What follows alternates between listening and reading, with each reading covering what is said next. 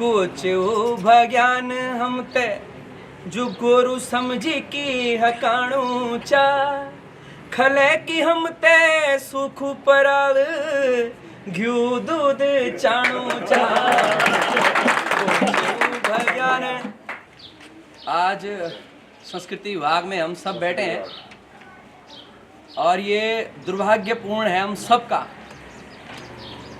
कि जहाँ लोग हंसते खेलते आते हैं, जिस विभाग में जिस संस्कृति के लिए हम कार्य कर रहे हैं, वहाँ आज हमें ये दरी भी मान के लानी पड़ रही है। इस दरी में हम बैठे हैं और सूचना अखबार में है आज की, पिछले 10 दिन से हम सोशल मीडिया पे भी डाल रहे हैं और जो संस्कृति विभाग की निदेशक मैम है या अन्य कर्मचारी हैं वो भी सुन रहे होंगे या उन तक ये बात पहुँचे। अभी गोकुल दा ने, चंदन दादा ने, सब ने अपनी अपनी बातें रख दी हैं, जो बड़े बड़े बिंदु थे वो रख दिए। आदरणीय गणरत्न जो जिनके गीतों को सुनकर हम सब कलाकार बने हैं, जिनके गीतों को सुनकर हम बड़े हुए हैं और सब लोगों ने उनके गीत मंच पर गाए हैं। आदरणीय गणरत्न नरेंद्र सिंह नेगी जी हमारे बीच में है और ये हम सौभाग्यशाली की बात हम सबके लिए कि वो हमें समर्थन करने के लिए आए, कलाकारों की पीड़ा समझने के लिए आए। कुछ मुद्दे सुन के तो आज वो भी आश्चर्यचकित होंगे कि ये क्या मुद्दे हैं, क्योंकि जैसा हमारा मानदेय है वो हम किसी को बताते नहीं। अगर कोई मुझे इंटरव्यू में पूछे तो मैं कभी भी 30, 40, 50 हज़ार से नीचे तो नहीं कहूँगा अपना मानदेय। अगर मैं 800 कहूँगा तो वो वीडियो इसलिए चल जाएगी कि हास्य व्यंग में चल जाएगी कि हमारा मानदेय 800। यदि एक कलाकार ये होटिन डांस करो तो केदारनाथ जाणू च, वे बर्फ में यात्रा करी जाणू च, एक दिन जालू एक दिन आलू और एक दिन वहाँ डांस करेगा, अपना ढोलक बजाएगा।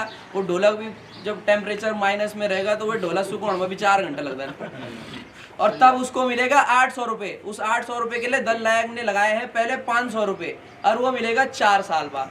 अब दल नायक भी देखता है कौन सा बिल आया कौन सा नहीं आया। चलो ये तो बात बड़े बड़े मुद्दे हैं। मैं एक छोटी सी घटना अपने से जुड़ी बताता हूँ। वैसे मुझे अपने व्यक्तिगत पे तो नहीं बोलना चाहिए, पर अब टॉपिक कम बच गए हैं क्योंकि हमने सारे विज्ञप्ति में जो अच्छे अच्छे बिंदु हैं वो तो दे रखे हैं, विज्ञप्ति सारे प्रेस में।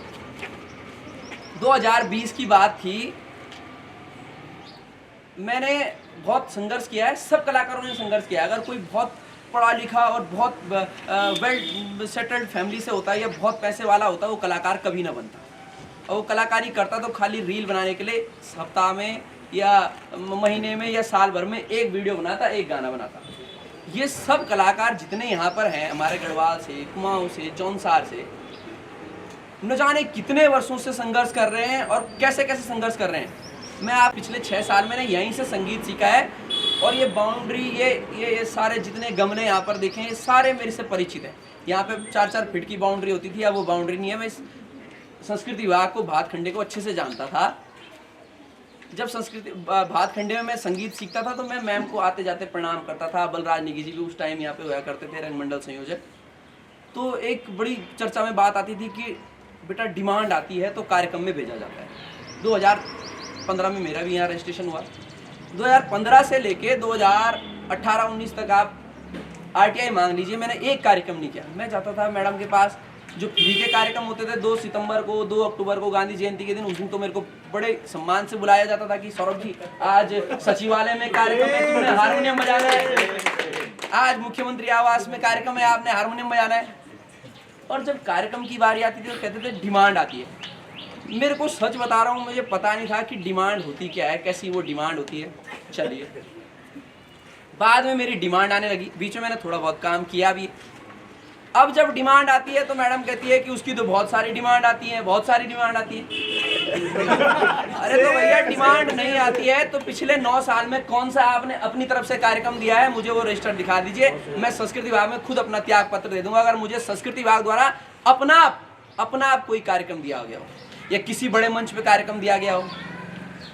कुछ बातें और हैं। 2020 में मैं केदारनाथ विधानसभा में BR पुरोहित जी थे, आदरणीय हटवाल जी थे, संजय पांडे जी थे, पूनम सती जी थी। हम 4-5 लोगों ने 3 महीने गांव-गांव में जाके केदारनाथ में त्रिवी नारायण, झोसी, मजोसी, किमाणा, भणज, उस टाइम केदारनाथ के विधायक हुआ करते थे मनोज रावत जी और दिवाकर गर्ला वहाँ के सामाजिक कार्यकर्ता थे। उनके साथ मिलके हमने गांव-गांव में 7-7 दिन की लोगों को मांगल गीत सिखाए, जथा आमता ऊंचा। और गांव के जो लोग थे उनसे भी जो वहाँ की बोली में, वहाँ की धुन में मांगल गीत है वो सीखे। मनोज रावत जी की निदेशक मैम से बात हुई, मैम ने कहा बहुत अच्छा कार्य है, आप यहाँ बिल प्रस्तुत करिएगा। बात हुई थी, ऐसी डिमांडें आती होंगी मुझे लगता है। उस टाइम पे कांग्रेस के विधायक वो थे और मैंने केवल एक बिल प्रस्तुत किया विभाग में। मैम ने कहा बहुत अच्छा कार्य है, सब अच्छा कार्य है। विभाग में मैंने लक्ष्मी जी थे, उनको बिल भी प्रस्तुत किया। 2020 से आज तक के वो बिल तो नहीं आया, चलिए कोई बात नहीं आया। पर मैडम कहती हैं, हमारा निदेशक कहता है, यहाँ के नियम कहते हैं कि पौराणिक संस्कृति, पौराणिक कार्यक्रमों को पौराणिक मेलों में हमारी टीमें भेजी जाती हैं। तो मैं किसी पार्टी विरोध में नहीं कह रहा हूँ, ना भारतीय जनता पार्टी, ना कांग्रेस, ना यूकेडी, ना अन्य। तो जो रोज एयरपोर्ट पे वीआईपीज आते हैं, वो क्या हमारा पौराणिक मेला है जो रोज वो कलाकार नाच रहा था। ढोल और रणसिंगार बजता है रोज एयरपोर्ट पे और वो वीआईपी ऐसे आके चले जाता है और वो देखता भी नहीं कि वो गढ़वाल का नृत्य है, वो कुमाऊं का नृत्य है, वो जौनसार का नृत्य है। तो क्या वो पौराणिक मेला उस एयरपोर्ट में लगता है तो उसे भी पौराणिक मेला से घोषित कर दिया जाए उस एयरपोर्ट को। ऐसे अन्य चीजें जहाँ वीआईपी है वहाँ 20 टीमें भी लग जाती हैं। वहाँ के लिए कोई नियम नहीं है कि इसको भेजना है, इसको नहीं भेजना है। और जहाँ वो दूर दुर्गम क्षेत्र में जिसकी जान पहचान संस्कृति विभाग में नहीं है, वो एक टीम के लिए तरस जाता है बेचारा। वो डीएम पे भी 3-4 दिन भटकता है कि हमें परमिशन दे दीजिए कार्यक्रम की, ये दे दीजिए, वो दे दीजिए। जब विभाग से आदेश होता है, मौखिक आदेश कि आपने इस कार्यक्रम में जाना है, कलाकार इतना खुश होता है वो रात 20 मिनट में 20 लोगों को तैयार करके दूसरे दिन 8 बजे तक के कार्यक्रम में पहुँच जाता है। और उसका आदेश ही बनता है 2-3 महीने बाद, बिल तो आता है 4-5 साल में बाद। तो कई चीज़ें ऐसे मुद्दे हैं। एक और मुद्दा है, पहले तो पेमेंटें 3-3, 4-4 साल में आती हैं।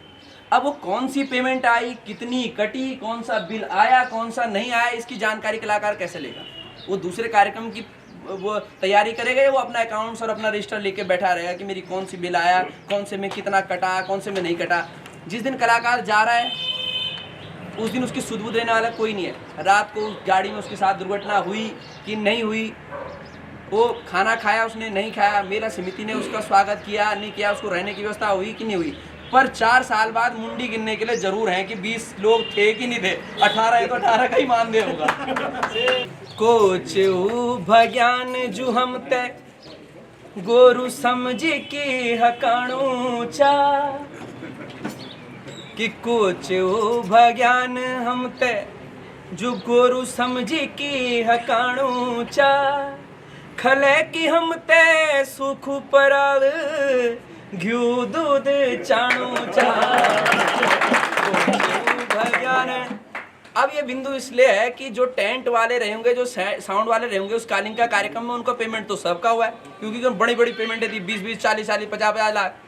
हम ते देणू गम की रम खुद मस्त चुस्की हुस्की मां कि हम ते देणू गम की रम खुद मस्त चुस्की हुस्की मां हम ते देणू कांडा हड्डी खुद कचमोली चबाणू चा कोच भज्ञान। बैठाइए, एक अच्छा गीत है सुने कि कोच भज्ञान जो हम ते गोरु समझी की हकाणू चा खले की हम ते सुख पराल घ्यू दूध चाणू चा। लोग कलाकार हैं, आज ऐसे कपड़े पहन के हैं, अच्छे कपड़े पहन के जाते हैं, जितना मानदेय है उसको 4 गुने का कुर्ता पजामा पहन के कलाकार जाते हैं। और मुझे लगता है जितने का बिल इंसान का यहाँ फंसा होगा उतने की दलनायक लोगों ने 5-5 प्रकार की लड़के लड़कियों की ड्रेस भी बनाई रहती है।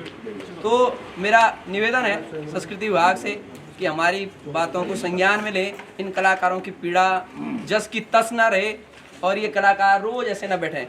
मैं दिन लगो एक दल लाया कोई भी फोटो खींच दो कि 20 लोग चाह हमारी ये कार्यक्रम दिखा दो 4-5 साल बाद नहीं। तो इस पीड़ा को समझे। बहुत बहुत धन्यवाद। आपकी इस पर क्या राय है हमें कमेंट कर जरूर बताएं। इसके साथ ही आप हमारे YouTube चैनल को सब्सक्राइब कीजिए। आप हमें Facebook, Instagram, Twitter पर फॉलो भी कर सकते हैं और संवाद 365 के साथ एक क्लिक में जुड़ने के लिए डाउनलोड कीजिए संवाद 365 ऐप।